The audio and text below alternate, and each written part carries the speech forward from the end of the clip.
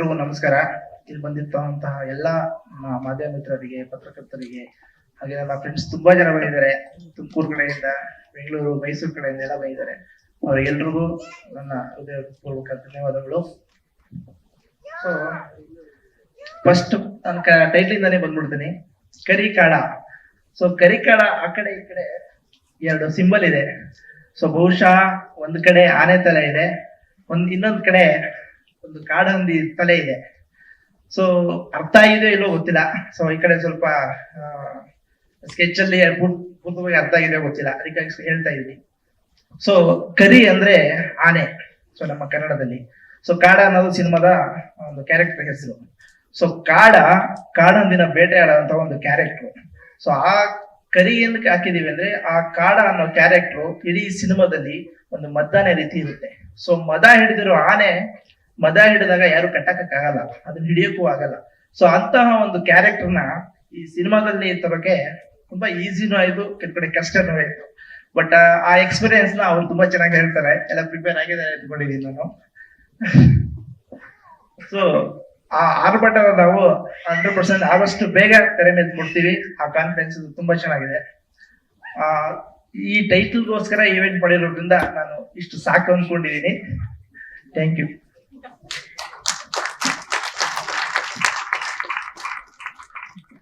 ಸರಿ, ಮುಂಚೆ ನಾನು ತಾಳಟ್ಟಿ ಅನ್ನೋ ಒಂದು ಸಿನಿಮಾ ಸ್ಟಾರ್ಟ್ ಮಾಡಿದ್ದೆ. ತಾಳಟ್ಟಿ ಒಂದು ಹಾರರ್ ಸಬ್ಜೆಕ್ಟ್. ಸೊ ಅದಾದ್ಮೇಲೆ ಕರಿಕಾಡ ಸ್ಟಾರ್ಟ್ ಆಯ್ತು.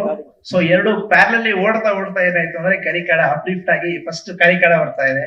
ಸೊ ಮುಂದಿನ ದಿನಗಳಲ್ಲಿ ತಾಳಟ್ಟಿ ಬರ್ತಾ ಇದೆ next time. So debut movie ನಂದು ಕರಿಕಾಡನೇ ಆಗ್ತದೆ. ಹೌದು ಸರ್, ರಾಜ್ ಬಹದ್ದೂರ್ ಅನ್ನೋ ಅದರಲ್ಲಿ ಒಂದು ಹುಲಿಬೇಟೆ ಅನ್ನೋ ಸಿನಿಮಾದಲ್ಲಿ ಕೋ ಡೈರೆಕ್ಟರ್ ಆಗಿ ಮತ್ತೆ ನೆಗೆಟಿವ್ ರೋಲ್ ಕೂಡ ಕ್ಯಾರೆಕ್ಟರ್ ಮಾಡಿದ್ದೀನಿ ಅದರಲ್ಲಿ. ಸೊ ಇನ್ನೊಂದೆರಡು ಸಿನಿಮಾದಲ್ಲಿ ಮಾಡಿದ್ದೆ, ಬಟ್ ಒಂದ್ ಸಿನಿಮಾ ಡ್ರಾಪ್ ಔಟ್ ಆಯ್ತು. ಇನ್ನೊಂದ್ ಸಿನಿಮಾದಲ್ಲಿ ನಾನು ಕ್ರೆಡಿಟ್ಸ್ ಏನು ಕೊಟ್ಟಿರ್ಲಿಲ್ಲ.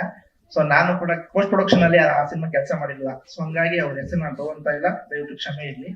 ಸರ್, ಇದು 2024 ಅಲ್ಲಿ ಶುರು ಆಯ್ತು, August 15 ಅಲ್ಲಿ. ಸೊ ಸರ್ದು ಆಫೀಸ್ ಹೋಗಿ ಶೂಟಿಂಗ್ ಮಾಡ್ತಿರೋದ್ರಿಂದ ವೀಕ್ಲಿ ಮಾತ್ರ ನಾವು ಶೂಟ್ ಮಾಡ್ತಾ ಇದ್ವಿ. ಸೊ ಫಸ್ಟ್ ಶೆಡ್ಯೂಲ್ ಶುರು ಮಾಡಿದ್ ನಾವು ರಾಣಿಜೇರಿಯಿಂದ.